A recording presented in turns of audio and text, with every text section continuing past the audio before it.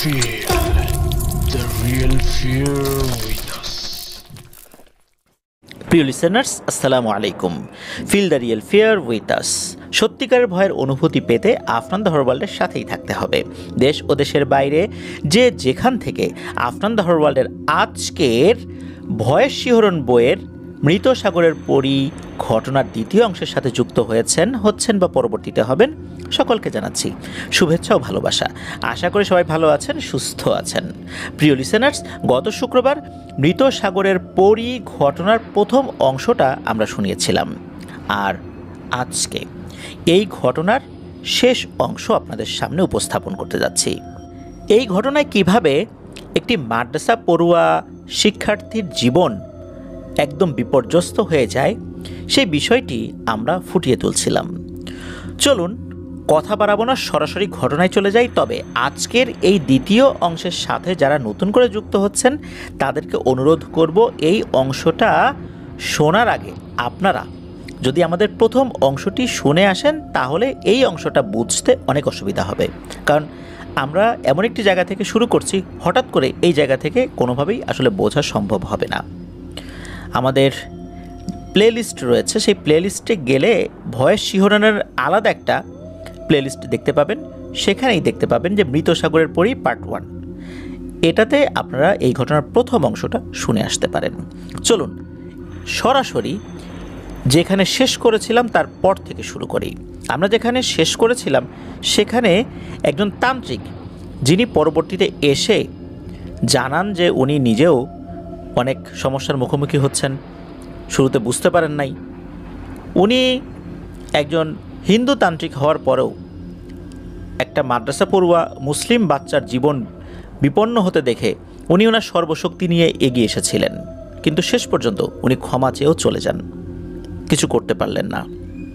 এরপর কি হলো চলুন বইয়ের ভাষায় শুরু করি। সকালবেলা পরিবারের সদস্যরা দেখল গাব গাছগুলো দোমড়ানো মুচড়ানো, গাছের ডালগুলো ভেঙে নিচের দিকে ঝুলে আছে। তারপর দুই মামা আবার ওঝা ফকির খোঁজাখুঁজি শুরু করলেন। দিন যায়, রাত যায়, কিন্তু শুধু অপেক্ষা আর অপেক্ষা, কোনো খোঁজই মিলছিল না। এদিকে এক আজব ব্যাপার ঘটে। আস্তে আস্তে সাইফের অবস্থা স্বাভাবিক হতে শুরু করে। পরিবারের সদস্যরা অবাক হয়ে এই পরিবর্তন দেখছিল। সবার সাথে সুন্দর ব্যবহার, ঠিকমতো খাওয়া দাওয়া, এমনকি নামাজ কালাম পড়া, একদম স্বাভাবিক মানুষের মতো। এভাবে 5-7 দিন চলে।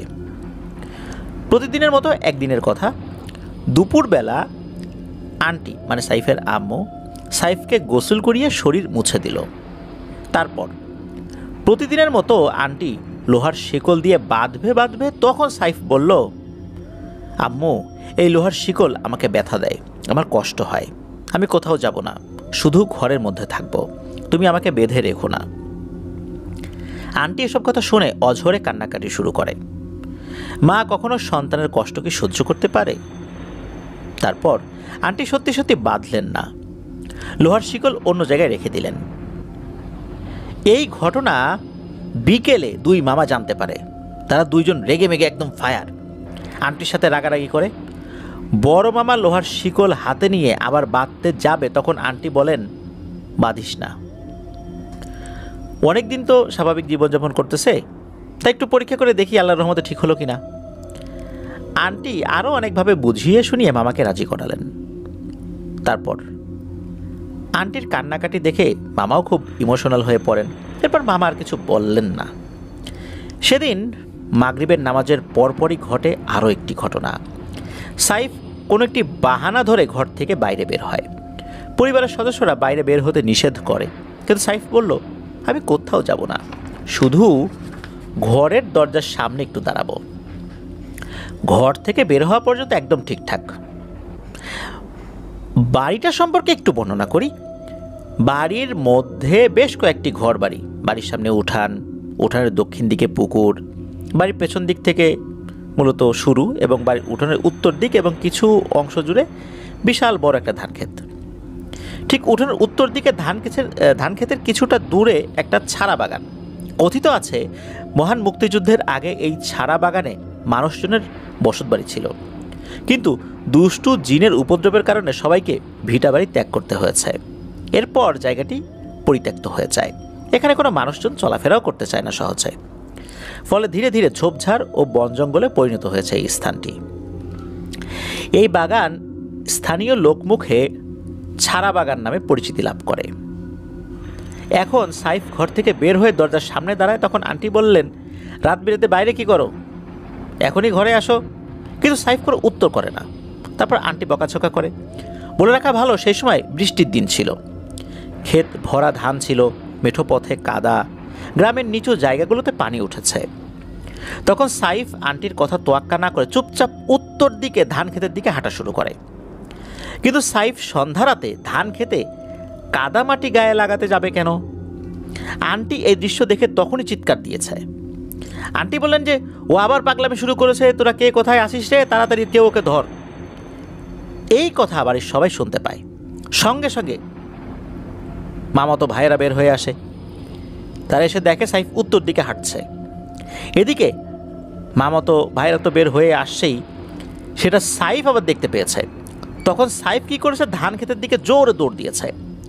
তখন দুই মামাতো ভাই ডাকাডাকি চিল্লাচিল্লি করতে করতে পিছু নিয়েছে সাইফের। এদিকে দুই মামা হাতে টর্চ লাইট নিয়ে বের হয়েছেন। এর মধ্যেই বাড়ির মধ্যে অন্য যারা ছিলেন তারাও বের হয়ে আসছেন। বলা বলি কওয়াকই শুরু হয়। কেউ কেউ বলে, চিল্লাচিল্লি কিসের, ঘটনা কি, কী হয়েছে? কারণ তারা তো আসলে তখনও বুঝতে পারেন নাই। তারা যখন এই কাণ্ড শুনেছেন তখন যে যার মতো সাইফের পিছনে ছোটাছুটি শুরু করে দিয়েছেন। এসব কাণ্ড মাত্র 1 মিনিটের মধ্যে হয়েছে। এদিকে মামা টর্চ জ্বালিয়ে যা দেখলেন সেটা আসলেই রোমহর্ষক। মামা টর্চ লাইট জ্বালিয়ে দেখলেন সাইফ ধান ক্ষেতের উপর দিয়ে, শূন্যের উপর দিয়ে উড়ে উড়ে যাচ্ছে। আর তার এবং তার দুই ভাইয়ের, মানে দুই সন্তান, দুই মামাতো ভাই, ক্ষেতের মধ্যে থেকে আইল ধরে সাইফের পিছু নিচ্ছে। এই দৃশ্য সবাই দেখতে পেয়েছে। বাড়ির মহিলারা ভয়ে জোরে চিৎকার শুরু করে এবং আল্লাহ আল্লাহ বলে ডাকতে থাকে। বাড়ির পুরুষ সদস্য দ্রুত সাইফের দিকে ছুটতে থাকে। এদিকে সাইফ ধান ক্ষেতের উপর দিয়ে উড়ে উড়ে একটা তাল গাছের গোড়ায় গিয়ে দাঁড়ায়। বলে রাখা ভালো, এই তাল গাছ পেরিয়ে একটুখানি সামনে গেলে সেই ভয়ানক নির্জন ছাড়া বাগান। এদিকে পরিবারের সদস্যরা ধান ক্ষেতের আইল ধরে পিছু পিছু তাল গাছের কাছাকাছি আসলেন। এদিকে সাইফ বাড়ির সবাইকে ছুটে আসতে দেখে তাল গাছের নিচ থেকে ওই সারা বাগানের মধ্যে চলে যায়। আগে বলা হয়েছে সেই সময়ে বাগানের মধ্যে হাঁটু পর্যন্ত কাদা। ওদিকে বাড়ির সবাই চিল্লাচিল্লি করতে করতে পিছু পিছু আসে। ওনারা বাগানের মধ্যে এসে দেখেন যে একটি গাছের নিচে সাইফ সেন্সলেস অবস্থায় পড়ে আছে। একটি অদ্ভুত ব্যাপার সবাই লক্ষ্য করে, তখন সাইফের হাত পা বা শরীরের কোথাও এক চুল পর্যন্ত কাদামাটি নাই, অথচ উপস্থিত সকলের সারা শরীরে কাদামাটি লেগে একদম যাতা অবস্থা। যাই হোক, তখনকার মতো সাইফকে বাগানের মধ্যে থেকে বাড়িতে নিয়ে আসা হয়। সবাই বাড়ি এসে গোসল করে এবং আন্টি সাইফের শরীর মুছে দেয়। সম্ভবত এর 1 ঘন্টা পর সাইফের জ্ঞান ফেরে। সাইফ চোখ খুলে আবিষ্কার করে যে সে তার নিজ বাড়িতে আছে। পরিবারের সদস্যরা পাশে বসে আছে, নানি আর আন্টি কান্নাকাটি করছে। এরপর মামা সাইফের কাছে কি হয়েছে সব কিছু জানতে চান, কিন্তু সাইফ শুধু ঘর থেকে বের হয়েছে এতটুকু বলতে পারে। এরপর কি হয়েছে তা তার মনে নাই, এমনটাই জানায় আর কি। একথা শুনে পরিবারের সদস্যরা প্রচণ্ড ভয় পায় এবং খুব পেরেশানির মধ্যে পড়ে যায়। কোনো রকমে সেই রাতটা পার হয়। পরদিন একদম ভোরবেলা দুই মামা আবার ওঝা ফকির খুঁজতে বের হন। বরিশালের এমন কোনো জায়গা নাই যেখানে তারা যান নাই বা খোঁজ করেন নাই। এদিকে ওঝা ফকির খুঁজতে খুঁজতে হয়রান, শত চেষ্টার পরও খোঁজ মেলে না। আবার কারো খোঁজ মিললে এই কাজ করতে অস্বীকৃতি প্রকাশ করতেন। এদিকে মাদ্রাসার ছাত্ররা সময় পেলে সাইফকে দেখতে আসতো। ছাত্রদের মাধ্যমে মোয়াল্লেম হুজুর তথ্য নিতেন। মোয়াল্লেম হুজুর সাইফকে খুব ভালোবাসতেন, স্নেহ করতেন।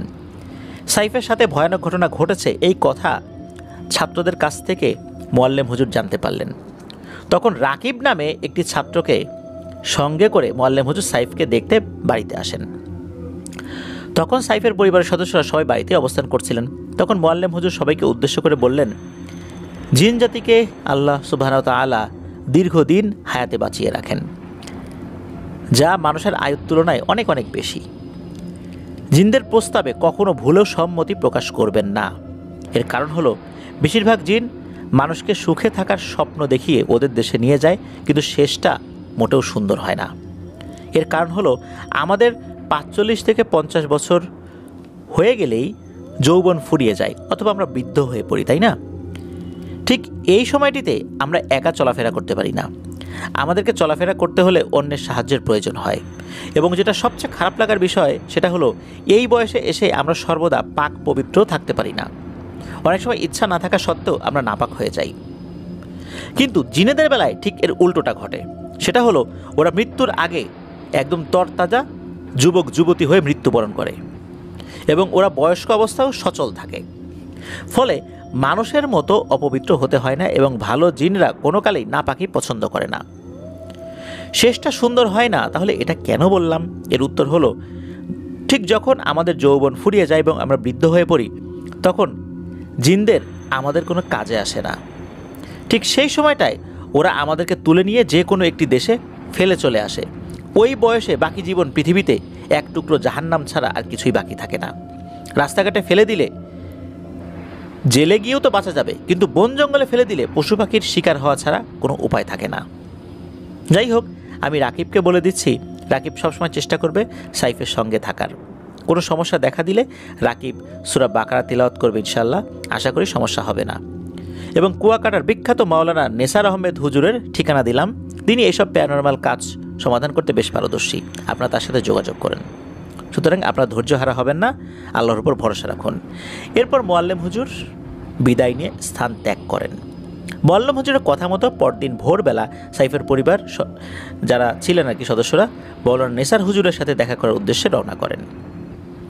সাইফদের গ্রাম থেকে কুয়াকাটা ১১০ কিলোমিটার। বাস বা অন্য কোনো মাধ্যমে যেতে প্রায় ৪ ঘন্টা সময় লাগে। এখন লেবুখালী ব্রিজ হয়েছে, সেজন্য এত সময় লাগে না। আগে যখন লেবুখালীতে ফেরি ছিল তখন ৬ ঘন্টারও বেশি সময় লাগতো। যাই হোক, এরপর কোনো রকম হয়রানি বা ভোগান্তি ছাড়াই খুব সহজেই আল্লাহর রহমতে সাইফের পরিবারের সদস্যরা হুজুরের সাথে যোগাযোগ করতে সক্ষম হন। বলে রাখা ভালো, মাওলানা নেসার আহমেদ হুজুরের ব্যক্তিগত বা তার সংশ্লিষ্ট কোনো মাদ্রাসা নেই। তিনি স্থানীয় একটি মসজিদে ইমামতি করেন, পাশাপাশি ঝাড়ফুঁক ও পানি পড়া দিয়ে থাকেন। আর যে কাজের কারণে তার নাম অল্প সময়ে শুধু কুয়াকাটা নয় বরং পুরো বাংলাদেশের আনাচে কানাচে ছড়িয়ে পড়েছে। জিনে ধরা মানুষকে রুকিয়ার মাধ্যমে আল্লাহর রহমতে উনি সুস্থ করতে পারতেন এবং সেটি উনি করতেন।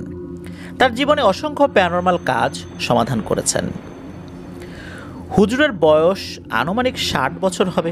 যাই হোক, যারা তাকে পার্সোনালি চিনে থাকেন বা চেনেন জানেন, তারা এই বিষয়গুলোর উপরে পরিচিত থাকবেন নিশ্চয়ই। তারপর সাইফের পরিবারের সদস্যরা এসে হুজুরকে সালাম দেন, হুজুর সালামের জবাব দেন। এরপর দুই মামা হুজুরকে সকল ঘটনা খুলে বলেন। হুজুর মনোযোগ দিয়ে পুরো ঘটনা শুনলেন। এরপর হুজুর সব কথা শুনে বললেন, দেখুন, আমার বয়স হয়েছে। এই বয়সে এসে দেশ বিদেশে গিয়ে আমি রুগী দেখতে পারি না। বার্ধক্যজনিত কারণে আমার বিভিন্ন জায়গায় যেতে খুব কষ্ট হয়। শুধু এলাকার মধ্যেই এখন টুকিটাকি কাজ করি। আমার পক্ষে দূরে গিয়ে রুগী দেখা অনেক কষ্টদায়ক, বুঝতেই তো পারেন, বয়স হয়ে গিয়েছে। যেহেতু আপনারা এত দূর থেকে কষ্ট করে আসছেন, সেজন্য আমি চিকিৎসা করার চেষ্টা করব ইনশাল্লাহ। আল্লাহ যদি চান তো আপনাদের ছেলে সুস্থ হয়ে যাবে, নয়তো হবে না। আমার কোনো ক্ষমতা নাই, আল্লাহর উপর ভরসা করে আমরা কাজ করি। তবে কাজটি করা যে খুব সহজ হবে না এটা আমি বুঝতে পারছি। এটি আমার জন্য একটি চ্যালেঞ্জ হতে চলেছে, কারণ এখানে অনেক ঝামেলা আছে। আপনাদের একটি কথা বলে দিতে চাই, আমার একার পক্ষে এই কাজ করা সম্ভব হবে না, কারণ বয়সের ধকল আমি সইতে পারবো না। এসব কাজ করতে হলে শরীরে শক্তি দরকার। সেজন্য আমার সাথে আরও 2 জন লাগবে যারা এই কাজ সমাধান করতে পারেন, এবং অবশ্যই ইমানদার ও পরহেজগার হতে হবে তাদেরকে। এমন 2 জনকে একত্রে এক সময় পাওয়াটা বেশ কঠিন ব্যাপার। এরকম 2 জনকে আপনারা জোগাড় করতে পারবেন? তখন বড় মা বললেন, হুজুর, এই দায়িত্বটা আপনি নিলে উপকার হয়। তখন হুজুর বললেন, আচ্ছা ঠিক আছে, তবে সব কিছু ঠিকঠাক করতে তো আমাকে একটু সময় দিতে হবে। দিনক্ষণ ঠিক করে আপনাদের জানিয়ে দেব ইনশাল্লাহ।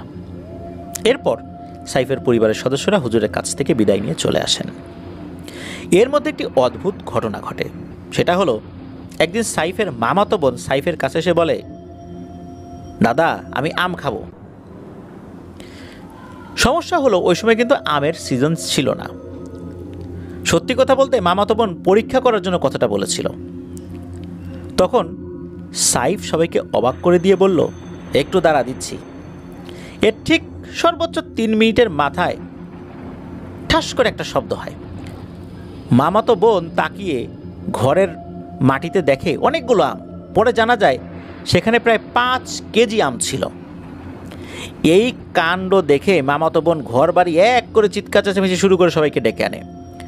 সবাই তো অবাক হয়ে রীতিমতো এই ঘটনাটা দেখে। সেই আম পরিবারের সকল সদস্যরা খেয়েছিল। আমগুলো খুব বড় সাইজের ছিল এবং অনেক সুস্বাদু ছিল।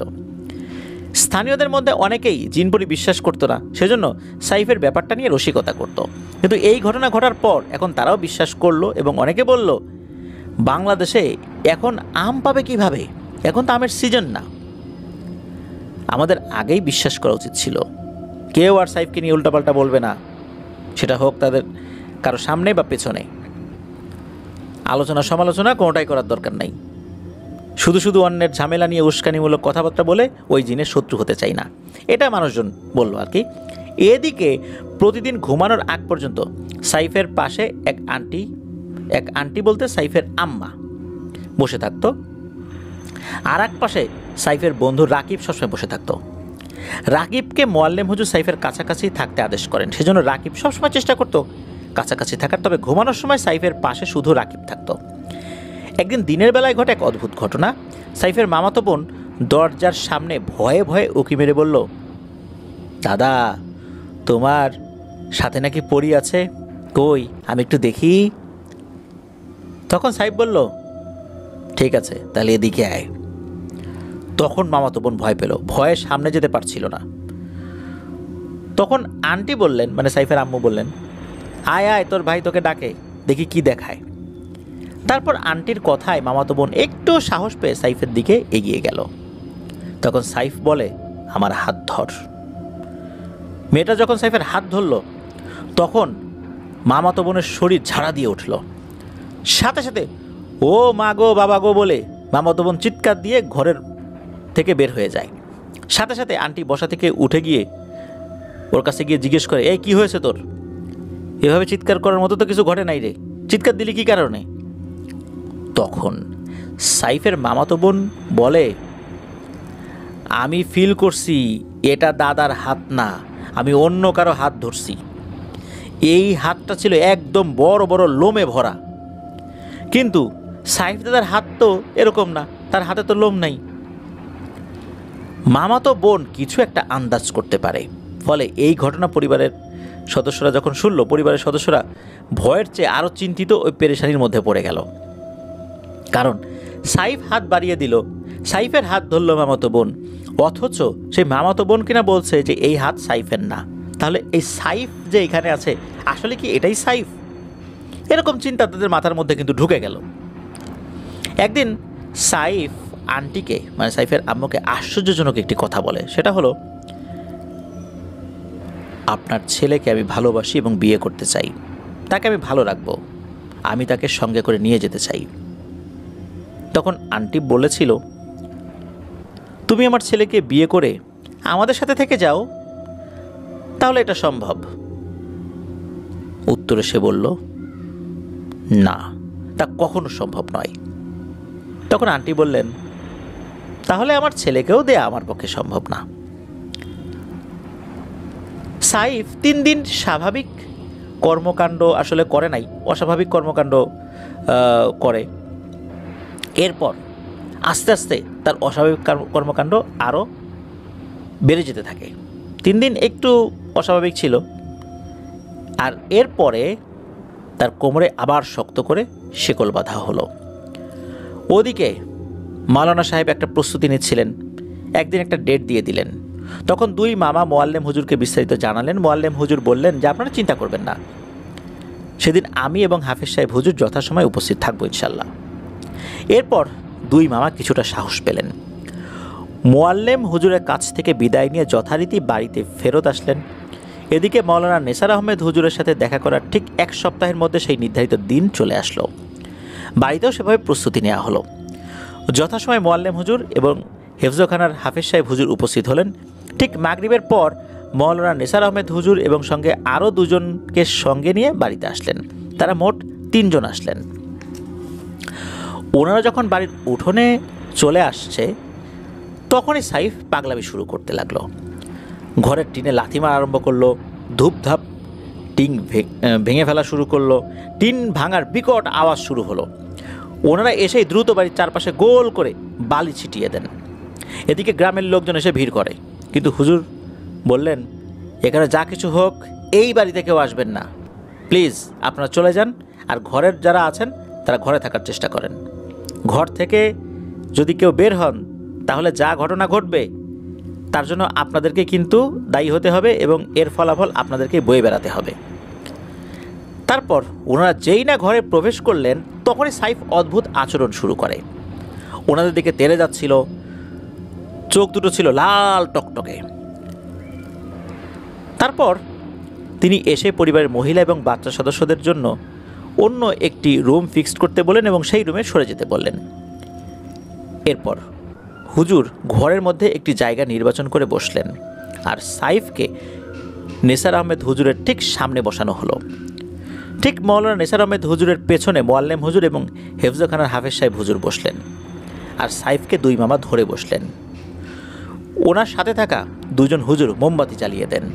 এরপর রুকিয়া শুরু হয়। পাশাপাশি মাওলানা সাহেবের সঙ্গে থাকা 2 জন হুজুর সব ধরনের সহযোগিতা করছিলেন। এর মধ্যেই ঘরের চারদিকে প্রচণ্ড জোরে গাছপালা ভাঙচুর হওয়ার আওয়াজ আসতে থাকে। মনে হচ্ছিল একটি ঝড় এসে ঘরবাড়ি ভেঙে চুরে ফেলবে। তখন সাইফের পরিবারের সদস্যরা ভয়ে আল্লাহু আকবার বলে জোরে জোরে চিৎকার করতে শুরু করে। তখন হুজুর সকলকে উদ্দেশ্য করে বললেন, ভয় পাবেন না, ওরা বাইরে যাওয়ার চেষ্টা করছে, কিন্তু বালি পড়া ছিটিয়ে দেওয়ার কারণে নির্ধারিত এরিয়া ভেদ করে তারা যেতে সক্ষম হচ্ছে না। আমি পুরো বাড়ি বন্ধ করে দিয়েছি। আপনারা ভয় না পেয়ে আল্লাহর উপর ভরসা রাখুন, তিনি যদি চান তাহলে এই কাজে আমরা সফল হতে পারবো ইনশাআল্লাহ। হুজুরের কথা শুনে পরিবারের সদস্যরা শান্ত হন। এরপর হুজুর বিশেষ কিছু দোয়া কালামের মাধ্যমে সাইফের শরীরে জিন ভর করাতে সক্ষম হন। তারপর হুজুর অনেক প্রশ্ন করেন, কিন্তু কোনো জবাব আসে না। তখন হুজুর বললেন, আমি জানি তোমরা শরীরে আছো, আমার প্রশ্নের জবাব দাও। আমার প্রশ্নের ঠিকঠাক উত্তর না পেলে অবশ্যই আমি তোমাদেরকে কঠিন থেকে কঠিনতর শাস্তি দিতে বাধ্য হব। তখন জবাব আসলো, বলল, হুজুর আপনি এখানে কেন আসছেন? আপনি কি জানেন না এর আগে কতজনকে আমরা তাড়িয়ে দিয়েছি? আমরা আপনাকে সম্মানের সাথে বলছি, আপনি এখান থেকে চলে যান। এই কাজ করার কোনো ধরনের কোনো আগ্রহ প্রকাশ করবেন না। আমাদের কথা না শুনলে আপনার পরিণতি ভালো হবে না। তখন হুজুর বললেন, বেশ, শুনলাম তোমাদের কথা, এখন বলো তোমরা কতজন সাইফের শরীরে আছো? উত্তর আসে, আমরা 7 জন আছি। হুজুর বললেন, তোমরা যদি এই ছেলেকে কখনো ডিস্টার্ব না করো তাহলে আমি তোমাদের ছেড়ে দেব। এখন বলো, মরতে চাও নাকি চলে যেতে চাও? তখন জবাব আসে,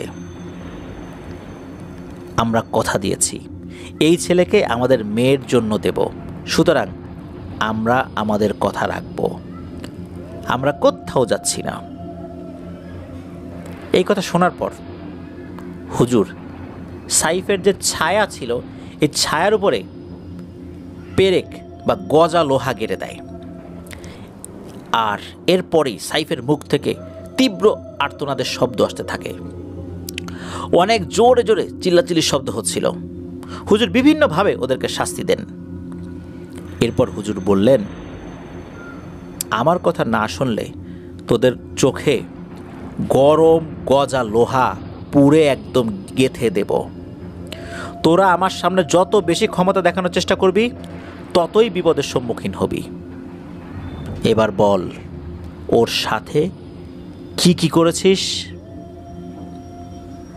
তখন ভয়ে জিনেরা সব কথা বলতে শুরু করে। তারা বলে যে স্বপ্নের মধ্যে বহুবার সাইফকে আমাদের দেশে নিয়ে গেছি এবং একবার সশরীরে নিয়ে গিয়েছিলাম। আমরা তাকে সব কিছু ঘুরিয়ে দেখিয়েছি এবং ওর সাথে আমাদের মেয়েকে বিয়ে দেব ঠিক করেছি। আমরা কাউকে ক্ষতি করি না। এই কথা শোনার পর মওলানা নিসার আহমেদ হুজুর বললেন, ও ক্ষতি করো না, তাহলে হেফজখানার হাফেজ সাহেব হুজুরকে কেন আঘাত করলি? তখন উত্তর আসে, ওই সময় হাফেজ সাহেব হুজুর নাপাক ছিলেন। তিনি ওয়াশরুম থেকে বের হয়ে অজু না করে সরাসরি মাদ্রাসায় ঢুকেছেন আর সরাসরি শরীরে পা দিয়ে চাপ দিয়েছেন। তখন মওলানা সাহেব বললেন, তোমাদের মানুষরা দেখতে পায় না, এখানে হাফেজ সাহেব হুজুরের কোনো ভুল নাই, হুজুরের কাছে ক্ষমা চাও, হুজুর এখানেই আছেন। এরপর ওরা হুজুরের কাছে ক্ষমা চাইল, কিন্তু হাফেজ সাহেব হুজুর ক্ষমা করলেন না। আসলে ক্ষমা কি করে করবেন? সেদিনের পর থেকে উনি স্বাভাবিকভাবে হাঁটাচলা করতে পারতেন না। দীর্ঘদিন উনি একদম বিছানায় শয্যাশায়ী ছিলেন, আর স্বাভাবিকভাবে যে হাঁটাচলা উনি সেটা করার সক্ষমতা অনেকাংশেই হারিয়ে ফেলেছিলেন। কারণ এত বড় ভারী একজন মানুষ এইভাবে ছিটকে যদি পড়ে যান তাহলে কী ধরনের সমস্যা হতে পারে, কোমরে কী ধরনের আঘাত লাগতে পারে সেটা তো সহজেই বোঝা যায়। যাই হোক, এরপর মওলানা সাহেব বললেন যে মওলানা সাহেব,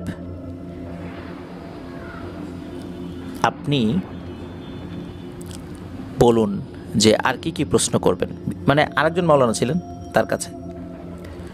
তখন আর একটা প্রশ্ন করা হয় যে তোরা আম কোথায় পেলি, আমের রহস্য কি? তখন জিনেরা বলল যে আম আনতে প্রথমে ইন্ডিয়া গেলাম, সেখানে আম নাই, পরে মার্কিন যুক্তরাষ্ট্রে গিয়ে আম পেয়েছি।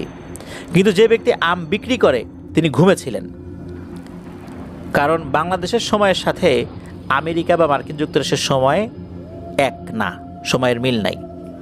ওই সময়ে ওখানে ছিল রাত, যার কারণে সে ছিল ঘুমিয়ে। তাকে উঠিয়ে আম কিনে আনতে একটু সময় লেগেছে। এরপর মওলানা সাহেব বললেন, তোদের কার কত বয়স একটু বল দেখি। উত্তরে একজন বলেছিলেন একজনের বয়স 3000 বছর। তিনিও নাকি অনেক মানুষকে বিয়ে করেছিলেন, বিভিন্ন সময় বিভিন্ন মহিলাদের উপর ভর করেছে, উৎপাত করেছে, বিয়ে করেছে। এরপর ওই জিনেরা বলে যে এখানে নাকি তারা শুধু সাইফকে নিয়ে যেতে এসেছে, আর তারা এটাও বলে যে তারা যখন কোনো জিনিস নেয়ার প্রস্তুতি নেয় তখন কেউ বাধা দিলে তারা সেটা সহ্য করতে পারে না। এই জন্য তারা সবসময় চেষ্টা করে যে তাদের এই কাজে কেউ যেন বাধা না দেয়। এরপর মওলানা নেসার সাহেব বললেন, যাই হোক, তোমাদের অনেক সময় দিয়েছি, আর না, এই সমস্যার সমাধান করে আমাকে তাড়াতাড়ি বাড়িতে ফেরত যেতে হবে। তোমাদের একটা সুযোগ দিলাম, সাইফের কোনো রকম ক্ষতি যেন না হয়, এই কথা দিয়ে এখান থেকে চলে যাবা। জিনেরা উত্তরে বলে, যাব না, আগেই বলেছি। এই হুজুর, আমাদের পিছনে লাগিস না, পরে কিন্তু পস্তাবি, ভালোই ভালো এখান থেকে চলে যা। এই কথা শোনার পর মওলানা সাহেব আতরের শিশির মতো কিছু একটা বের করে হাতে লাগিয়ে শাহাদত আঙ্গুল সাইফের চোখের ভিতরে চেপে ধরে বলল, এখন কি যাবি? তখনও ওরা যেতে অস্বীকৃতি জানায়। তখন যে রোমহর্ষক ঘটনাটা ঘটে সেই দৃশ্য সবাই দেখল। সেটি হলো সাইফের পায়ের চামড়া আঁকা বাঁকা হয়ে যাচ্ছিল, পায়ের দিকে ফুলে ফুলে উঠছিল। তখন মওলানা সাহেব বলল, কোথায় পালাবি? পালানোর জায়গা তোদের নাই, শরীরের বিভিন্ন জায়গায় ঘুরে বেড়াচ্ছিস তো। বুঝতে পেরেছি, তোদের অনেক সুযোগ দিছি আমি, এবার প্রস্তুত হ। তখন উত্তর আসে, এরে নেসার, আমরা কিন্তু তোকে ছাড়বো না, একদিন তো তোকে পাবোই, মনে রাখিস সেদিন তোর শেষ দিন। তখন মওলানা সাহেব রেগে গিয়ে সাইফের ডান কানে ঠাস করে একটা থাপ্পড় মারে, সাথে সাথে কান থেকে রক্ত বের হয়। তৎক্ষণাৎ প্রাথমিক চিকিৎসা দেওয়া হয়। থাপ্পড় মারার পর সাইফের মুখ থেকে কান্নার আওয়াজ সবাই শুনতে পায়। সাধারণত এভাবে মানুষ কাঁদে না, অদ্ভুত এবং ভয়ঙ্কর কান্নার শব্দ। তখন জিনেরা বলে, মারিস না রে, আমাদেরকে ছেড়ে দে। এরপর মৌলানা সাহেব একটি কাচের বোতল ব্যাগ থেকে বের করেন। বোতলের মধ্যে কিছুটা পানীয় ছিল। তারপর বোতলটি সাইফের হাতের সামনে রাখলেন। এরপর মৌলানা সাহেব বিশেষ কিছু দোয়া কালাম পড়তে লাগলেন। তখন জিনেরা বলল, হুজুর হুজুর, আমরা ভুল করছি, মাফ চাই, আর আসবো না, আমাদেরকে ছেড়ে দেন। এই কথাগুলো বলে অনেক অনুনয় বিনয় করতে থাকে। মৌলানা সাহেব রুকিয়ার মাধ্যমে এভাবে করতে করতে শরীরে ভর করা দুষ্টু জিনগুলোকে সাইফের হাতের মধ্যের অংশে নিয়ে আসেন। হাতের একদম মধ্যের অংশে এগুলো অবস্থান করছিল। এদিকে জিনগুলো সাইফের মাধ্যমে জোরে চিৎকার চেঁচামেচি করছিল এবং বলছিল, ছেড়ে দিন, আর আসবো না। এর মধ্যে মৌলানা সাহেব বোতলটি সাইফের হাতের যে মুঠ করিয়ে দিলেন আর কি। ফলে দুষ্টু জিনগুলো বোতলে বন্দী হয়ে গেল। সঙ্গে সঙ্গে মৌলানা সাহেব বোতলটির মুখ বন্ধ করে দিলেন, আর এর সাথে সাথেই সাইফ বেহুশ হয়ে গেল। এর মধ্যে সাইফের হাতে একটি লাল সুতা বেঁধে দিলেন। এরপর মৌলানা সাহেব কিছু দোয়া দুরুদ পরে সাইফের সারা শরীরে ফু দিলেন এবং পানি ছিটা দিলেন। তখন সাইফের জ্ঞান ফেরত আসলো। এরপর হুজুর সাইফকে জিজ্ঞেস করেন, দেখো তো বাবা, বোতলের মধ্যে কি কিছু দেখতে পাচ্ছ কি না? তখন সাইফ উত্তর দিয়েছে, হ্যাঁ, অনেক কান্নাকাটি করছে, এরকম কিছু দেখা যাচ্ছে, শব্দও শোনা যাচ্ছে, মানে এটা সাইফ শুনতে পাচ্ছিল। তারপর মৌলানা সাহেব বললেন, তুমি কতজনকে দেখতে পাচ্ছ? সাইফ বলল, আমি 6 জনকে দেখতে পাচ্ছি। তারপর মৌলানা সাহেব বললেন, যিনি তোমাকে দেখা দিত তাকে কি এর মধ্যে দেখতে পাচ্ছ? তখন সাইফ বলল, না, আমি তাকে দেখতে পাচ্ছি না। এই কথা শোনার সাথে সাথে বড় মামা খুব চিন্তিত হয়ে পড়লেন। বাড়ির মহিলারা কিন্তু লুকিয়ে লুকিয়ে দেখছিলেন। ঠিক সেই সময় মহিলারা জোরে জোরে আল্লাহ আল্লাহ বলে ডাক দেয়। তখন মৌলানা সাহেবের সঙ্গে আসা 2 হুজুর একটা ঝাড়ি দিয়ে বললেন, আপনাদের না এখানে আসতে নিষেধ করা হলো, এখান থেকে চলে যান। বাড়ির মহিলারা এই কথা শুনে আরও ভয় পান। সঙ্গে সঙ্গে মহিলারা আড়াল হয়ে যান। এদিকে বড় মামা প্রশ্ন করে বললেন, এখানে তো আসল জনই নাই, এখন আমাদের কি হবে হুজুর? তাকে ধরার কি কোনো উপায় আছে? তখন মৌলানা সাহেবের সঙ্গে আসা 2 হুজুর বললেন, উপায় না থাকলে উপায় বের করতে হবে, নয়তো বিপদ সবার জন্য অপেক্ষা করছে। তখন মৌলানা সাহেব বললেন, ওরা মিথ্যা বলে ধোঁকা দিয়েছে, আপনারা চিন্তা করবেন না, আল্লাহর উপর ভরসা রাখুন। এরপর বড় মামা বললেন, তাহলে আরেকজন কোথায় গেল? তখন মৌলানা সাহেব বোতলের দিকে লক্ষ্য করে বললেন, তোরা 7 জন, তাহলে একজন নেই সেটা বলিস নাই কেন? সবাই আছি বলে কেন মিথ্যা বললি? এই সময়ে যে কথাগুলো জিনেরা বলেছে সেগুলো শুধু মৌলানা সাহেব শুনতে পেয়েছেন। প্রথমে মৌলানা সাহেব শুনেছেন, এরপর বাকিদের বিষয়টা বলেছেন। জিনেরা বোতলের মধ্যে থেকে বলেছিল যে একজন বাইরে গিয়েছিল আর আমরা এখানে ছিলাম, বাড়ি বন্ধ করার কারণে ও আর ভেতরে আসতে পারে নাই, আর আমরাও বাড়ির বাইরে যেতে পারি নাই। তখন মৌলানা সাহেব মামাকে বললেন যে আমি অন্য একটি ঘরে বসতে চাই, আপনারা দ্রুত ব্যবস্থা করেন। মামা তৎক্ষণাৎ পাশের বাড়ির একটি ঘরে সকল বন্দোবস্ত করেন। এরপর মৌলানা সাহেব বড় মামাকে বলেন, আমি এখন ঘরে প্রবেশ করব, আর আপনি দ্রুতগামী গাড়িতে কয়েকজন লোক নিয়ে এই বোতলটি পুঁতে দিয়ে আসবেন দূরবর্তী কোনো একটা স্থানে। শর্ত হলো 3 গ্রাম পরে কোনো একটি ধান ক্ষেতের মাঝে পুঁতে দিতে হবে। সর্বনিম্ন 7 হাত মাটি খুঁড়তে হবে, আর সর্বোচ্চ 15 হাত খুঁড়তে পারবেন। 15 হাতের বেশি না, 7 হাতের কম না। কোনোভাবেই এই শর্ত ভঙ্গ করা যাবে না। তবে মনে রাখবেন, এই শর্ত যেটা দিলাম এর সীমা অতিক্রম করলে ভয়ানক বিপদ অপেক্ষা করছে। কিন্তু আবারও বলছি, 7 হাতের কম না, 15 হাতের বেশি না। সুতরাং দ্রুত এবং খুব সাবধানে কাজটি করবেন। আপনাদের কোনো ভয় নাই, আল্লাহর উপর ভরসা রাখেন। এর বদলতে এই কাজ করতে গিয়ে আপনাদের কোনো সমস্যায় পড়তে হবে না ইনশাল্লাহ। হুজুরের এই কথা শোনার পর বড় মামা 6 জনকে সাথে নিয়ে বাইকে করে দ্রুত বের হয়ে পড়েন।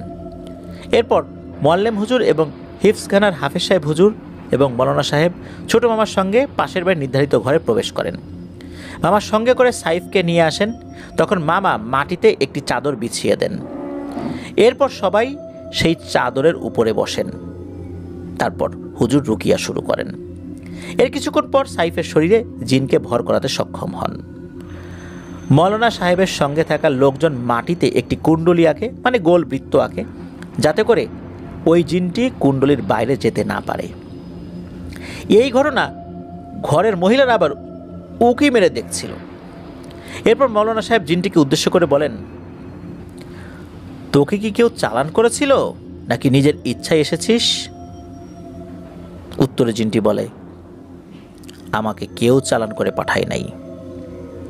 তখন মৌলানা সাহেব বললেন, ওর কি কি ক্ষতি করেছিস সেটা বল। জিনটি বলে, আমি তোর কোনো ক্ষতি করি নাই, আমি তোরে নিয়ে যেতে আসছি। তখন মৌলানা সাহেব বললেন, তোকে ছেড়ে দিতে পারি, শুধু একটি শর্তে। ওর কোনো ক্ষতি করবি না এবং ওর থেকে অনেক অনেক দূরে চলে যাবি, এখানে আর আসবি না, আসার চেষ্টাও করবি না। তখন ওই জিনটি বলে, এটা কখনোই সম্ভব নয়। এরপর মৌলানা সাহেব জমজমের পানিতে সুতা ভিজিয়ে একটা একটা করে গিট দিতে লাগলেন। আর তখন ওই জিনটি কষ্ট পাচ্ছিল, জিনটি ব্যথায় ছটফট করছিল। তার একটু পর জিনটি বলল, এসব বন্ধ করেন হুজুর, এসব করে আমাকে তাড়ানো এত সহজ না। আমি এসেছি নিজের ইচ্ছায় আর যাবও নিজের ইচ্ছায়। তখন মৌলানা সাহেব বললেন, কি করলে যাবি সেটা আমার খুব ভালো করেই জানা আছে।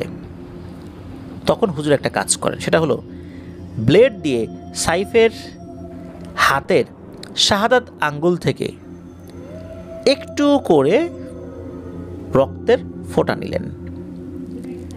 সেই রক্ত মাটির একটি পাত্রে রাখলেন এবং একটুখানি পানি দিয়ে রক্তের সাথে মিশ্রণ করলেন। এরপর একটি তাবিজের মতো কিছু একটা বের করেন এবং একটি আরবি লেখা কাগজ সাথে ছিল। সেই কাগজটি রক্তের মধ্যে ভিজিয়ে মোম দিয়ে গেঁথে দেন এবং সাইফের হাতে বেঁধে দেন। এর বদৌলতে স্থায়ীভাবে শরীর বন্ধ হয়ে যায়। এরপর জিনটি বলল, আমার পরিবারের সদস্যদের সাথে আপনি কি করেছেন, তারা এখন কোথায়? তখন মৌলানা সাহেব বললেন, ওরা পালিয়ে গেছে। তখন জিন বলল, না, আপনি মিথ্যা বলছেন, পালিয়ে গেলে আমি জানতাম, আমার সাথে সাক্ষাৎ হতো, আপনি সত্যি করে বলুন তারা এখন কোথায়? তখন মৌলানা সাহেব বললেন, ওদেরকে আমি শাস্তি দিয়েছি, ওদেরকে দূরে পাঠিয়ে দিয়েছি, তাই তোর সাথে দেখা হয়নি। তখন জিনটি বলল, ওদেরকে ছেড়ে দিন। এভাবে অনেক অনুরোধ করে, অনেক কান্নাকাটি করে। তখন মৌলানা সাহেব বললেন, বেশি কথা বললে তোকেও বেঁধে ফেলবো, ওদের মতোই শাস্তি দেব।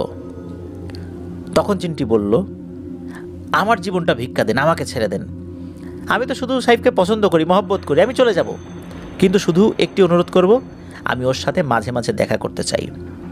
তখন হুজুর বললেন, না, তুই ওর ধারের কাছেও আসতে পারবি না, তুই ওর থেকে মাইলকে মাইল দূরে থাকবি। তখন জিনটি বলল,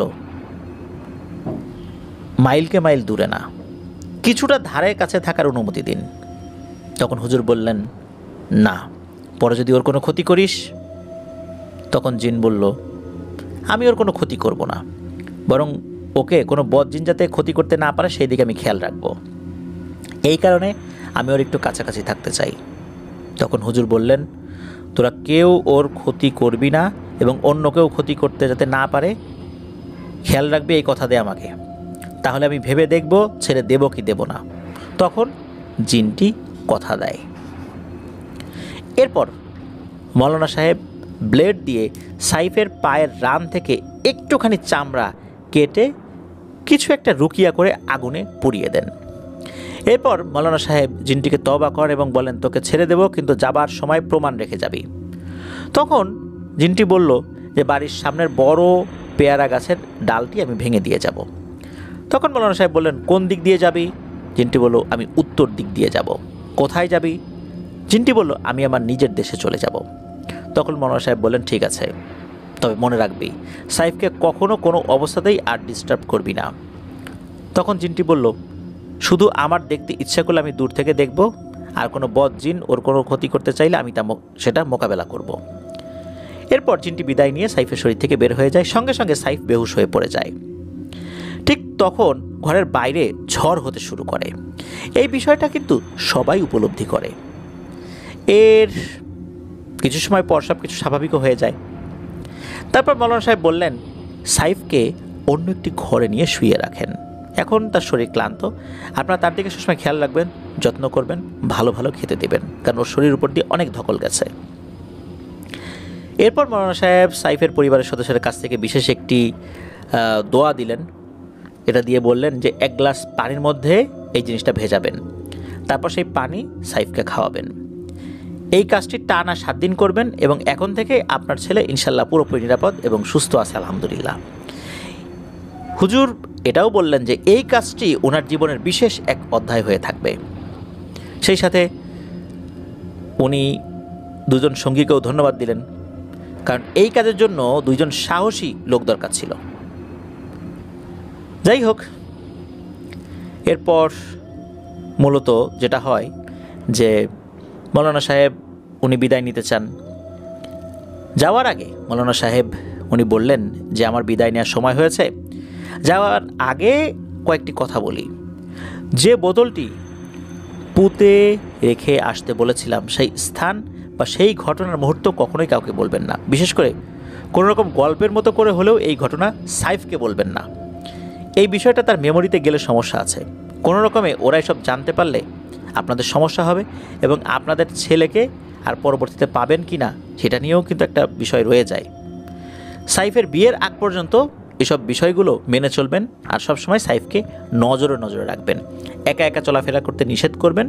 ইনশাল্লাহ আমি আবার 7 দিন পরে আসবো, আপনারা সাবধানে থাকবেন। হুজুরের এই কথার পর মামা হাদিয়া দিতে চাইলেন, কিন্তু মৌলানা সাহেব এই কাজের জন্য হাদিয়া নিতে অসম্মতি জানালেন। তিনি শুধু যাতায়াত ভাড়াটুকু গ্রহণ করলেন, সেটিও শুধু নামমাত্র। যাতায়াত যেটা ভাড়া তার থেকেও অনেক কমই গ্রহণ করেছিলেন। এরপর মৌলানা সাহেব এবং বাকি 2 জন ওনারা বাইক এসেছিলেন, সেই বাইক নিয়েই আবার বিদায় নিয়ে চলে যান। এদিকে মোয়াল্লেম হুজুর এবং হেফজখানার হাফিজ সাহেব হুজুর বিদায় নিয়ে চলে যান। এর ঠিক 7 দিন পর মৌলানা সাহেব একাই বাড়িতে আসলেন। এসে বাড়ির চারপাশটা একটু ঘুরে দেখলেন। তারপর সাইফকে 7 কলস পানি দিয়ে পুকুরের ঘাটে বসিয়ে গোসল করিয়ে দেন। এরপর সাইফ দীর্ঘদিন অসুস্থ ছিল। তারপর আল্লাহর রহমতে সুস্থ হয়ে আবার মাদ্রাসায় নিয়মিত পড়াশোনা শুরু করে। এখন প্রশ্ন আসতে পারে, এরপর কখনো পরীর দেখা মিলেছে কিনা? উত্তর হলো হ্যাঁ, মিলেছে। এর 3 থেকে 4 মাস পরের ঘটনা। একদিন রাতে সাইফ কয়েকজন বন্ধু নিয়ে বেল পাড়তে রওনা দিল। বলে রাখা ভালো যে ঘেরের মধ্যে যাওয়ার একমাত্র পথ কোলা বা ধান ক্ষেত। ক্ষেতের আইল ধরে, মানে ক্ষেতের মাঠের আইল ধরে যেতে হয়। কোলার শেষ প্রান্তে ছিল বেল গাছের ঘের।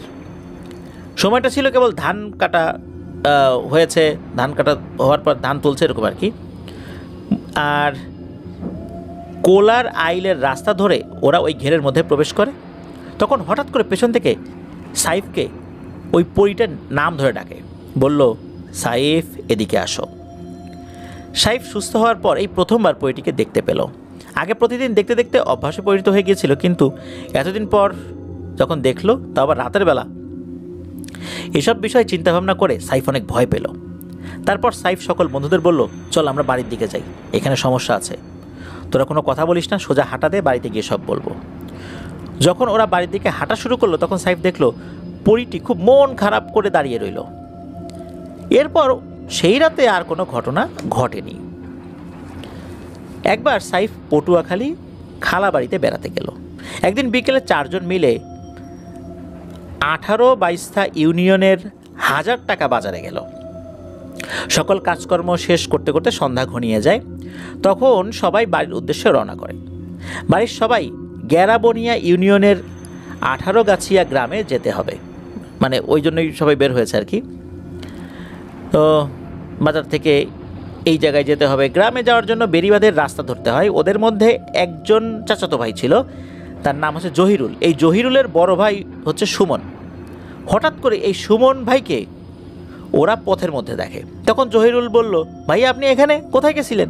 তখন সুমন ভাই বলল আর কি, এই তো একটু বের হয়েছিলাম, দাঁড়া আমিও যাব, আমিও মানুষের জন্য অপেক্ষা করছি, পথটা ভালো না রে, তোরা আসছিস ভালোই হলো, চল একসাথে যাই। এরপর সুমন ভাই পেছনে পেছনে হাঁটছিল আর বাকিরা মোবাইলের ফ্ল্যাশ লাইট জ্বালিয়ে সামনে হাঁটছিল। সময়টা বর্ষাকাল ছিল, মাটির রাস্তা হওয়াতে জুতা হাতে নিয়ে সামনে আগানো লাগছিল। যখন ওরা অনেক ভেতরে চলে আসলো তখন চারদিকে অন্ধকার, চারপাশে ধান ক্ষেতের কোলা, কোনো মানুষজন নাই। তখন সুমন ভাই বললেন, দেখে দেখে সাবধানে হাঁট। ওরা এভাবে অনেক দূর পর্যন্ত হাঁটলো। আরও অনেক দূর হাঁটার পর সুমন ভাই বলল, তোরা একটু দাঁড়া, আমার ওয়াশরুমের চাপ আসছে, আমি এখানে বসলাম, তোরা মোবাইলের লাইটটা বন্ধ কর। তখন ওরা আবার লাইটটা বন্ধ করলো। আর এই জায়গার পেছনে কিছু বাঁশঝাড় রয়েছে, আর সামনে 100 বছরের পুরনো একটি বটগাছ আছে। একদম নির্জন জায়গা, আর এমনিতেও জায়গাটা ভালো না।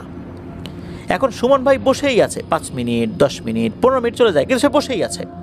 তখন জহিরুল বলল, ভাইয়া আপনার এতক্ষণ সময় লাগে, ওঠেন না কেন, ওঠেন। বলে রাখা ভালো, এই জায়গা থেকে কোলা বা ধান ক্ষেত পেরিয়ে বাড়িতে যেতে মাত্র 5 মিনিটের পথ।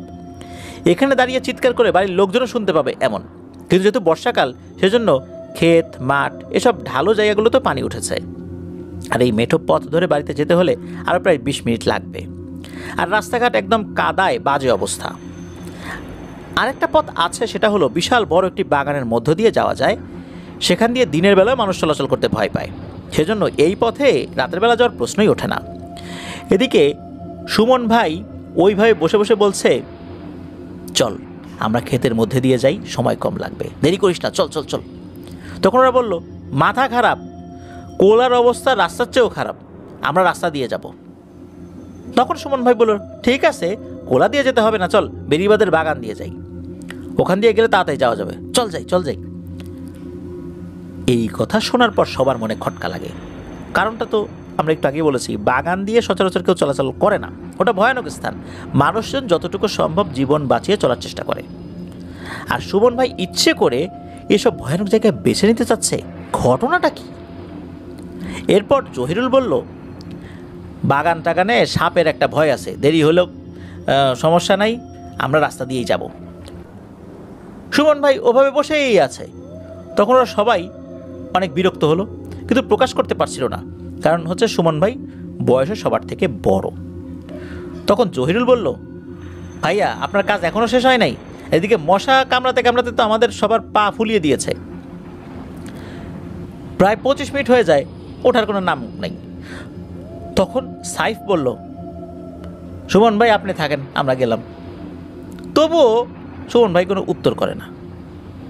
তখন একজন খুব বিরক্ত হয়ে সুমন ভাইয়ের কাঁধে হাত দিয়ে বলল, আপনার কি হয়েছে ভাইয়া, রাত হয়েছে, বাড়ি যেতে হবে না? এই কথা বলতে দেরি, এর মধ্যে সুমন ভাই মাথা ঘুরিয়ে বলে, আমাকে রেখে যাবি? ঠিক তখনই ওরা সবাই দেখলো সুমন ভাইয়ের চোখ দুটো আগুনের মতো জ্বলছে, মনে হচ্ছে রাগে ক্ষোভে সবাইকে খেয়ে ফেলবে। সঙ্গে সঙ্গে ওরা সবাই দৌড় দেয়, আর সবাই চিৎকার করতে করতে দৌড়াতে থাকে। এদিকে সবাই ভয়ে ভয়ে পেছনে তাকিয়ে দেখছিল সুমন ভাইয়ের মতো অবয়বটা আসতেছে নাকি। সবাই দেখলো সত্যি সুমন ভাইয়ের মতো অবয়বটি পেছন পেছন আসছে। অনেক দূর দৌড়ানোর পর সবাই লক্ষ্য করলো জিনিসটা পেছনে নাই, কিন্তু সবার মনে ভয় তো আর যাচ্ছে না, মনে হচ্ছিল আবার আসবে ওটা। এরপর ওরা যখন বাড়ির কাছাকাছি আসলো তখন খালাতো ভাই আব্বা আব্বা বলে চিৎকার করতে শুরু করে। তখন খালু শব্দ শুনে টর্চ লাইট নিয়ে বাইরে বের হন। কোলা দিয়ে রাস্তা কম, কিন্তু রাস্তা দিয়ে ঘোরা বেশি আর কি, ফলে চিৎকার করলে শব্দ শুনতে পাওয়া যেত। খালু কাছে এসে দেখলেন যে ওরা সবাই একদম কাদা মাটি গায়ে মেখে খুব বিধিকিস্ত অবস্থা, সবাই হাঁপাচ্ছে। খালু এই অবস্থা দেখে গোসল করার ব্যবস্থা করেন। তারপর ফ্রেশ হয়ে ওরা সবাই সব কিছু পরিবার সদস্যদেরকে জানায়। এরপর সুমন ভাইয়ের রুমে গিয়ে দেখা গেল উনি গভীর ঘুমে আচ্ছন্ন। তাহলে প্রতিমধ্যে ওদের সবার সাথে কার দেখা হয়েছিল?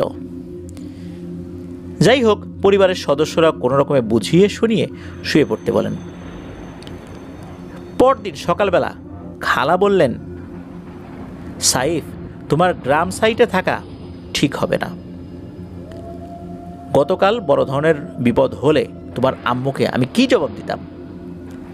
আমি সব ব্যবস্থা করে দিচ্ছি, তুমি শহরে চলে যাও। এরপর সাইফ বিদায় নিয়ে চলে আসে। এখন প্রশ্ন আসতে পারে, সুমন ভাইয়ের অবয়বে কে ছিল?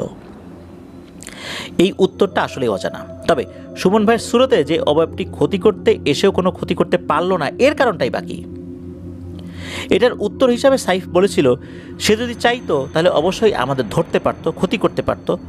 হয়তো তৎক্ষণাৎ কোনো ভালো জিন আমাদেরকে বাঁচানোর চেষ্টা করেছে, বা সেই পরী এসে সুমন ভাইয়ের অবয়বকে বাধা দিয়েছে। এটা ধারণা করার কারণ হলো, মৌলানা সাহেবকে পরীটা কথা দিয়েছিল বদ জিন থেকে সাইফকে রক্ষা করার চেষ্টা করবে। সাইফ এর থেকে বেশি কিছু আর বলতে পারে নাই। এর কয়েক মাস পর একদিন রাতে সাইফ বাড়ির পুকুরের ঘাটলায় বসেছিল।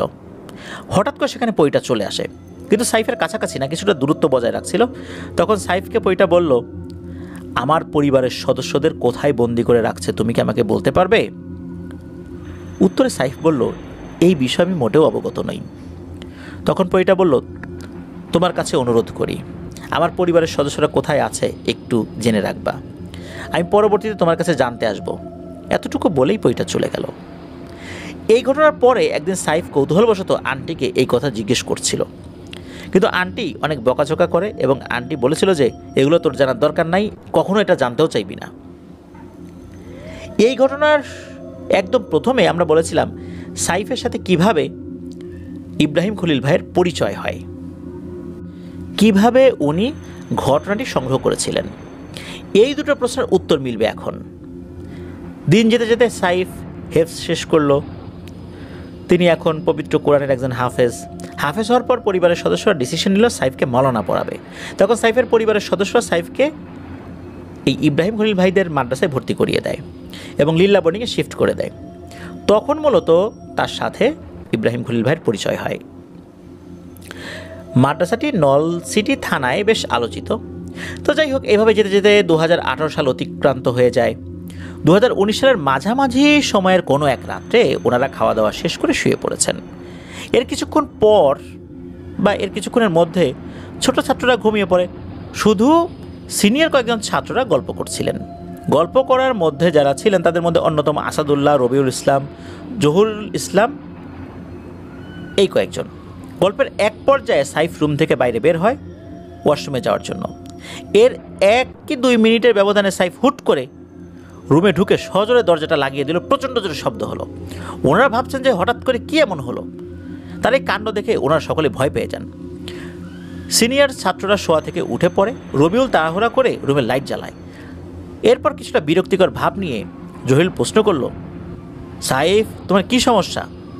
রাতের বেলা এইভাবে কেউ দরজা লাগায় বলো? জবাবে সাইফ যা বলল সেটা আসলে ওনাদের কল্পনাতেও ছিল না। ওনারা ভাবতেও পারেন নাই যে এমনটা হতে পারে।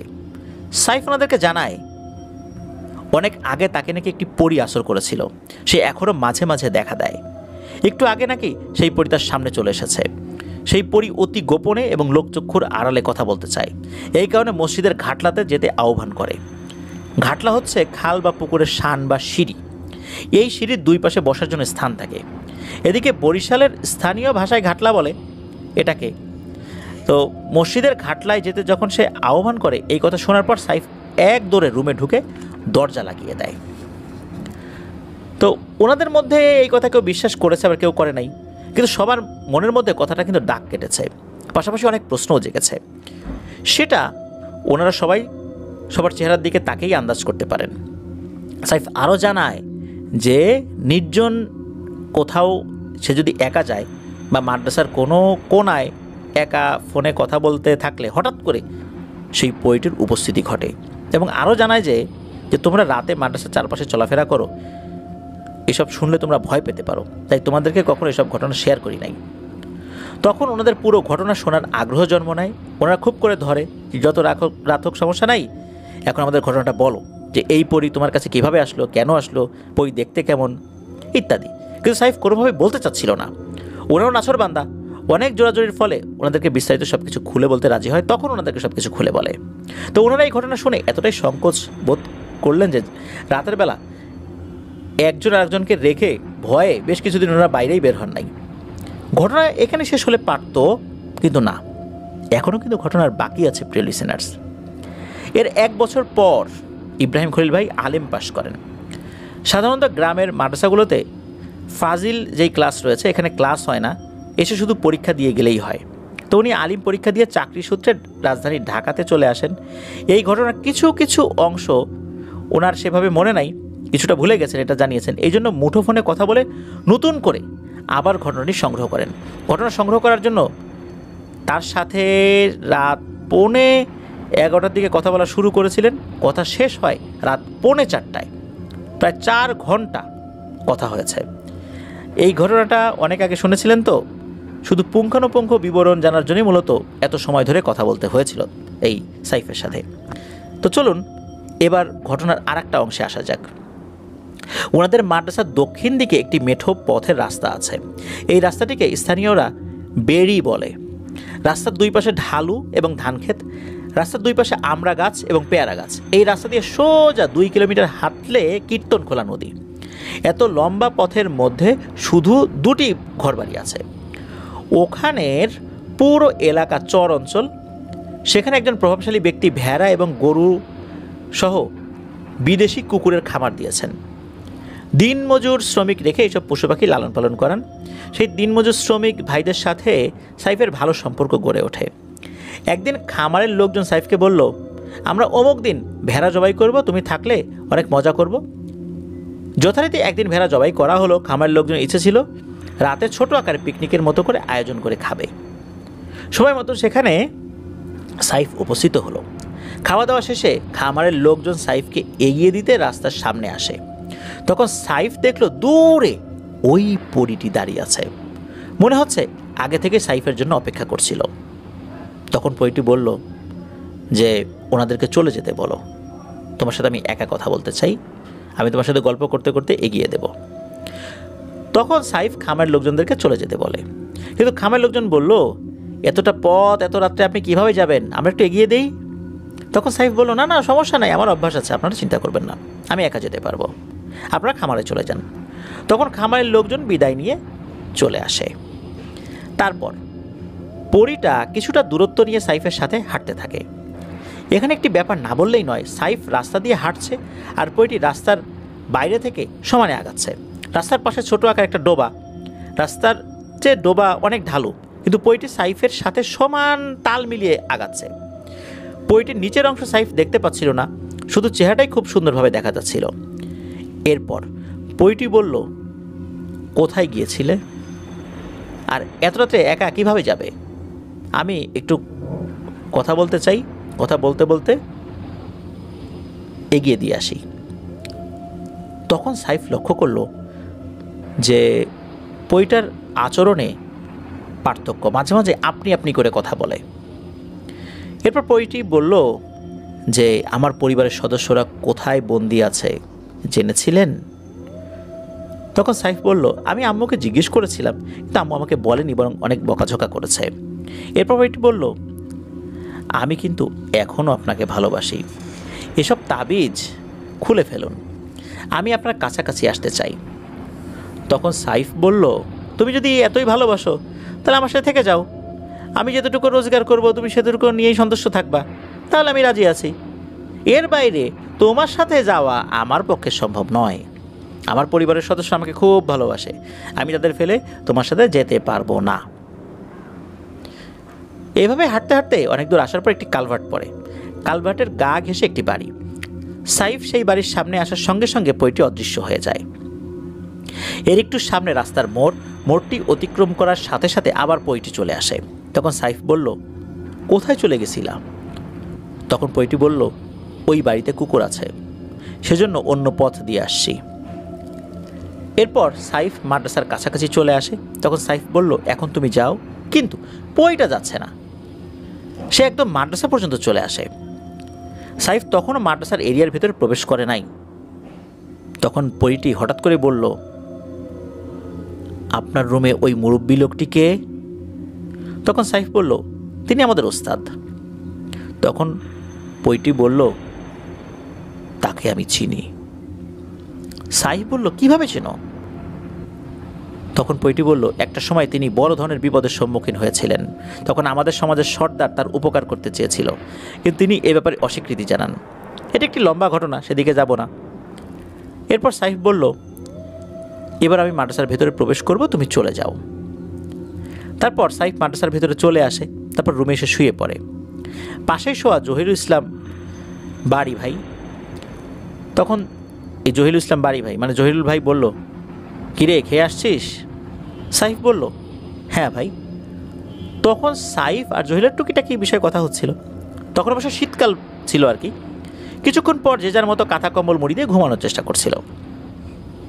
এর কিছুক্ষণ পর হঠাৎ করে সাইফ রুমের মধ্যে পরীটির কথার সাউন্ড পেল। সাইফ সঙ্গে সঙ্গে কম্বলটা মাথার উপর থেকে সরিয়ে দেখল হুজুরের সাথে পরীটি কথা বলছে। হুজুরের সিট রুমের দক্ষিণ কোণার জানালার পাশে। এরপর পরীটি হুজুরকে বলল, হুজুর আপনার জন্য হাদিয়া আনছি, নিন ধরুন। তখন হুজুর বলল, কে তুমি? পরে পরীটি ইঙ্গিতে আকারে কয়েকটা কথা বলল। তখন হুজুর বিষয়টা আন্দাজ করতে পারল। এরপর হুজুর তাকে চুপ করিয়ে দিয়ে বলল, ফল নিয়ে আসছো, তা আমাকে দিচ্ছ কেন? তুমি দিবা হাফেজ সাহেবকে। হাফেজ সাহেব যদি খুশি হয়ে আমাকে দুটো দেয় তাহলে আমি খেতে পারি। আমি তার কাছ থেকে হাদিয়া নিতে পারি, কিন্তু তোমার থেকে এইভাবে আমি হাদিয়া নিতে পারি না। এদিকে এই জহিরুল শুধু একতরফা হুজুরের কথা শুনছে। তখন জহিরুল সাইফকে বলল, হুজুর একা একা কার সাথে কথা বলছে রে? তখন সাইফ বলল, কথা বইল না, চুপচাপ শুয়ে থাকো, পরে সব বলছি। এরপর পইটি সাইফের কাছে গেল না, সে তার মতো করে ফল সঙ্গে করে নিয়ে চলে যায়। পরবর্তীতে আস্তে আস্তে জহিরুল সব কিছু জানতে পারে। তারপর পইটি চলে যাওয়ার সঙ্গে সঙ্গে হুজুর সাইফকে কাছে ডাকেন। যখন হুজুর সব কিছু জিজ্ঞেস করেন তখন সাইফ হুজুরকে সব কিছু শেয়ার করেন। এরপর হুজুর বলেন, আমার কাছে এসে আমাকে ফল নিয়ে সাধলো, কিন্তু আমি হাব ভাব দেখে আগে কিছুটা আন্দাজ করতে পারছিলাম। দেখেন না আমার এখন কি অবস্থা, প্রচুর খিটখিটে মেজাজ, আর আমার অবস্থাও আপনার মতোই। আপনি দূরে রেখে ভালো দূরে না রেখে ভালো কাজে লাগান। তখন সাহেব বলল, আমি কিছু চাইলে তার বিনিময়ে যদি আমাকে চায় তখন আমি কি দিব? তখন হুজুর মুচকি মুচকি হেসে বলল, হ্যাঁ আপনি ঠিক কথাই বলেছেন। হুজুর এখন অনেক বয়স হচ্ছে, তার বাড়ি অনেক দূর, আপনি করে স্টুডেন্টদের সাথে কথা বলেন। তো এতদূর থেকে ক্লাস আসলে করাতে আসতে পারেন না, এই জন্য মাদ্রাসাতেই উনি থাকেন আর কি। প্রশ্ন হলো, দরজা জানালা সব বন্ধ, সে কিভাবে রুমে ঢুকতে পারলো? হয়তো আল্লাহ তাআলা তাদের কিছু অস্বাভাবিক শক্তি দান করেছেন। এরপর হুজুর বললেন যে আপনার সাহস অনেক, রাতের বেলা তাকে সঙ্গে সঙ্গে নিয়ে আসছেন, আমি হলে কিন্তু পারতাম না। এরপর সাইফ বলল, হুজুর আপনার সাথে নাকি জিনের সর্দার দেখা করেছিল, আপনার উপকার করতে চেয়েছে, আপনি কি তাকে না করে দিয়েছেন? এ কথা শোনার পর হুজুর বেশ অবাক হয়ে যান। তারপর বললেন, হ্যাঁ হ্যাঁ ঠিক বলেছেন, কিন্তু আপনি এটা কীভাবে জানলেন? তখন সাইফ বলল, ওই বইটা একটু আগে আমাকে বলেছে। তখন হুজুর বললেন, সে সময় আমি আসলে বুঝি নাই, এজন্য আজকে আমার এই দশা। তবে হুজুর হাসি দিয়ে বলেছিলেন, জিনেরা কি আমার নাম জানে, আমার কথা জিজ্ঞেস করেছে?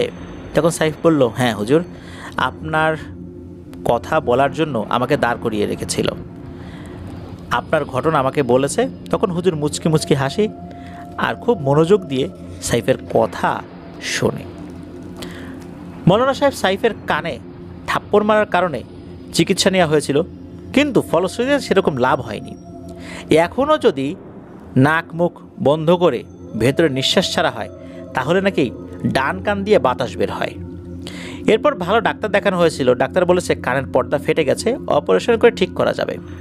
শিগগিরই সাইফের পরিবারের সদস্যরা কানের অপারেশন করাবে। আর মৌলানা সাহেব সাইফের রান থেকে একটুখানি চামড়া কেটে নিয়েছিলেন কেন?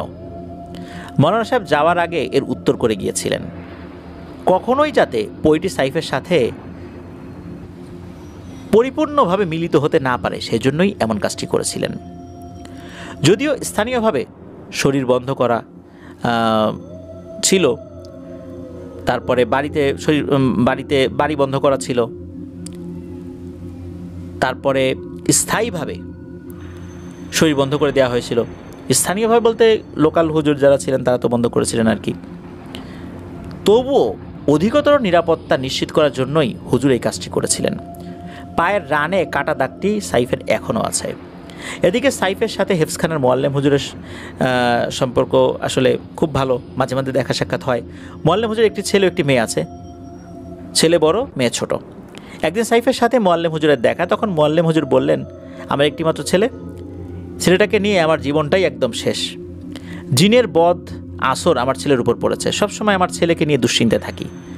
আমার বুকটা হাহাকার করে রে সাইফ, আমি এই দুঃখ কষ্ট কাকে বলবো? কত মানুষের হাত পা ধরছি, কেউ সমাধান দিতে পারে নাই।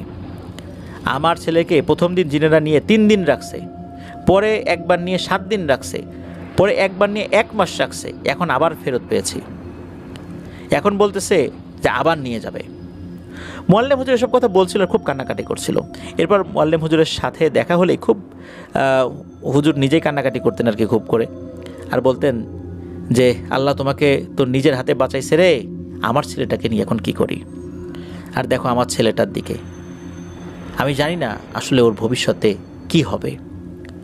তখন সাইফ বললেন যে যিনি আমার চিকিৎসা করেছেন তার সাথে যোগাযোগ করেছিলেন? তখন মোয়াল্লেম হুজুর বললেন যে হ্যাঁ, তিনি বৃদ্ধ হয়ে গেছেন, সুতরাং ইচ্ছা থাকলেও এই সমস্ত কাজ ওনার পক্ষে এখন আর করা সম্ভব হচ্ছে না। উনি এই কাজ এখন করা বন্ধ করে দিয়েছেন। এরপর সাইফ বললেন, কেন, তার সাথে তো আরও 2 জন এসেছিলেন, তাদের একজনকে খবর দেন। তখন মোয়াল্লেম হুজুর বললেন যে যিনি মোটামুটি এসব কাজ ভালো জানেন তিনি এখন সৌদি আরবে চলে গিয়েছেন, পাশাপাশি ওখানকার একটা মসজিদের দায়িত্বে আছেন, সেখানে তিনি ইমামতি করান। যার কারণে নেসার হুজুর উনি অনেকটাই একাকী হয়ে গিয়েছেন, কারণ ওনার সাথে যারা থাকতেন এখন তো এরকম লোকজন নাই। সাইফ ইব্রাহিম খলিল ভাইয়ের কাছে একটা অনুরোধ করেছিল, সেটা হলো আমরা যেন মোয়াল্লেম হুজুরের ছেলের জন্য দোয়া করি। আমরা মোয়াল্লেম হুজুরের ছেলের জন্য দোয়া করি, আল্লাহ তাআলা তাকে এই বিপদ থেকে উদ্ধার করুন, নিজ রহমত দিয়ে উদ্ধার করুন, তাকে আল্লাহ তাআলা তার রহমতের চাদর দিয়ে ঢেকে রাখুন, যাতে করে কোনো ধরনের আপদ বিপদ বালা মুসিবত, মানুষ শয়তান জিন শয়তান তাকে ক্ষতি করতে না পারে। আফনান দ্য ওয়ার্ল্ডের পক্ষ থেকে মোয়াল্লেম হুজুরের ছেলের জন্য দোয়া রইল। আর এলাকার মধ্যে এখন কিন্তু সাইফের নাম ডাক অনেক, ও সুরেলা কণ্ঠ, কণ্ঠের মধ্যে অন্যরকম একটা জাদু আছে। এলাকার বিভিন্ন মাহফিল বা ধর্মীয় অনুষ্ঠানে সাইফের গজল এবং কোরআন তেলাওয়াত অনেকেই শুনতে চায়, যার কারণে তাকে দাওয়াত দিয়ে নিয়েও যায়। ওর গজল শুনলে অনেকেই মুগ্ধ হয়ে যায়। যখন সাইফ হেফজখানায় পড়তো তখন ওই সময় কলরব শিল্পী গোষ্ঠীতে সে চান্স পেয়েছিল, কিন্তু পারিবারিকভাবে সাপোর্ট না পাওয়ার কারণে আসলে ওইখানে সময় দিতে পারে নাই। ঢাকা শহরে আসা যাওয়া করতে হবে এই শিল্পী গোষ্ঠীর সাথে থাকলে, বিভিন্ন কাজ বিভিন্ন প্রোগ্রাম তো থাকেই। তখন পরিবার থেকে বলেছে আগে বড় হও, এরপরে তুমি করো এগুলো। এই ঘটনা সম্পর্কে মাদ্রাসা কর্তৃপক্ষ এবং সাইফের পরিবারের সদস্যরা এবং স্থানীয় এলাকাবাসী অনেকেই সাক্ষী হিসাবে আছেন, অনেকেই জীবিত আছেন। স্থানীয় লোকমুখে প্রচলিত একটি ঘটনা এটি। আর শেষ খবর পাওয়া পর্যন্ত প্রায় 1 বছরের কাছাকাছি সাইফের সাথে দেখা হয়নি ওই পরীটার। এখন আলহামদুলিল্লাহ সাইফ ভালো আছে, তবে সাইফ জানে না আবার কখন সেই পরীটা এসে তার সাথে দেখা দেবে। এটি ছিল ঘটনা। ধন্যবাদ জানাচ্ছি ইব্রাহিম খলিল ভাইকে। প্রিয় লিসেনার্স, এই পুরো ঘটনার মধ্যে একটি বিষয় আমার মনে খুব ধরেছে, সেই বিষয়টি আপনাদের সাথে শেয়ার করি। পরীর ঘটনা তো আমরা এর আগে অনেক শুনেছি, কিন্তু এখানে এমন একটি তথ্য আমরা পেয়েছি যা শুনলেই সত্যি গা শিউরে ওঠে। সেটা হচ্ছে যে আমরা অনেকে চিন্তা করি যে পরীর দেশে যদি যেতে পারতাম, পরীকে বিয়ে করতে পারতাম, এরকম থাকে না অনেকের চিন্তাভাবনা। কিন্তু দেখুন, এই ঘটনায় একটি জায়গায় আমরা জানতে পারলাম যে আমাদের অবশ্যই আমরা যারা মানুষ তাদের শারীরিক সক্ষমতা কিন্তু একটা নির্দিষ্ট সময় পর্যন্ত থাকে। আমাদের যখন বয়স হয়ে যায় তখন আমরা নিজেরাই চলতে ফিরতে পারি না। পরীরা যখন তাদের দেশে আমাদেরকে নিয়ে যায়, এরপর আমরা যখন বৃদ্ধ হয়ে যাই তখন আমাদের কি হবে? তখন আমাদেরকে কোনো বন জঙ্গলে ফেলে দিয়ে চলে যায়, আর হিংস্র পশুর খাবার হতে হয়। পৃথিবীর কেউ সেটা জানতেই পারে না যে আদতে কি হয়েছে, কি নির্মম ভাগ্য বরণ করতে হয়েছে। এই হচ্ছে ভালোবাসার শেষ পরিণাম। সবসময় যে এরকম হয় তা আমি বলবো না, কিন্তু ওই জগতের তথ্য আমরা কতটুকু জানতে পারি। হতেও তো পারে সবসময় এরকমই হয়, আবার হতে পারে যে মাঝে মাঝে এরকম হয় না, মাঝে মাঝে স্বাভাবিকভাবে সমাপ্তি ঘটে সব কিছুর। কিন্তু এই রহস্যময় জগতের সন্ধান আমরা তো আসলে এখানে থেকে পাবো না, সেখানে কি হয় না হয় তাও তো আমরা বুঝতে পারি না। সুতরাং বুঝতেই পারছেন, কেউ যদি এই সুপার ন্যাচারাল এন্টিটির সাথে সম্পর্কে জড়ায়, তাদের দেশে চলে যায়, শেষ পরিণতিটা কতটা ভয়াবহ। তারা পরিবারের কাছেও ফেরত দিয়ে যায় না, অন্য কোনো দেশে মনুষ্য সমাজেও দিয়ে যায় না, দিয়ে যায় কোনো একটা ঘন বন জঙ্গলে। এমনও হতে পারে সমুদ্রে ফেলে দিয়ে যায়, তিমি মাছ হাঙরের পেটে চলে যায়, বা সলিল সমাধি হয়ে যায়, হতেই পারে। এই ঘটনায় সবচেয়ে ভয়ঙ্কর ব্যাপার আমার কাছে এটা লেগেছে, আমরা যারা অনেকেই চিন্তা করি এই বিষয়ে যাদের একটা ফ্যান্টাসি রয়েছে, ফ্যাসিনেশন রয়েছে, আশা করছি এই তথ্যটা জানার পর যাদের মাথার মধ্যে এই চিন্তাটা রয়েছে তারা কিছুটা হলেও বুঝতে পেরেছেন যে সুপার ন্যাচারাল এন্টিটির সাথে সম্পর্ক করা, বিশেষ করে বৈবাহিক সম্পর্কে যাওয়াটা কতটা ভয়ঙ্কর। প্রিয় লিসেনার্স, আজকের এপিসোড এ পর্যন্তই। আপনারা যারা এপিসোডটি শুনলেন, কেউ আমাদের এই লাইক বাটনে প্রেস করা ছাড়া কিন্তু যাবেন না। অবশ্যই লাইক বাটনে প্রেস করবেন ইনশাল্লাহ, আর এই ভিডিওর লিঙ্কটাও শেয়ার করে দেবেন। আপনাদের কাছ থেকে আরও অনেক অনেক সত্য ভয়ের ঘটনাগুলো আমরা চাই, যার মাধ্যম দিয়ে অনেকটা পথ আমরা এগিয়ে যেতে চাই। আপনারা আমাদেরকে ঘটনা কিভাবে পাঠাবেন? অবশ্যই ইমেল করে পাঠাবেন। আমাদের ইমেল অ্যাড্রেসটা হচ্ছে afnanthehorworldbd@gmail.com। স্পেলিংটা বলে দিচ্ছি, AFNANTHEHORRORWORLD BD, afnanthehorworldbd@gmail.com।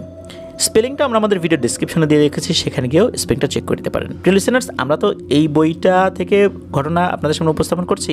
এই বইয়ের নাম হচ্ছে ভয়ের শিহরণ।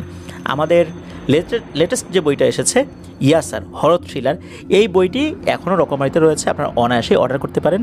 আর রকমারির অর্ডার লিঙ্কটাও আমরা আমাদের ভিডিও ডিসক্রিপশনে দিয়ে রেখেছি। প্রিয় লিসেনার্স, খুব তাড়াতাড়ি রাজশাহীতে ইনশাল্লাহ যাচ্ছি। আমরা রাজশাহীতে আমাদের ফ্যান মিট করব।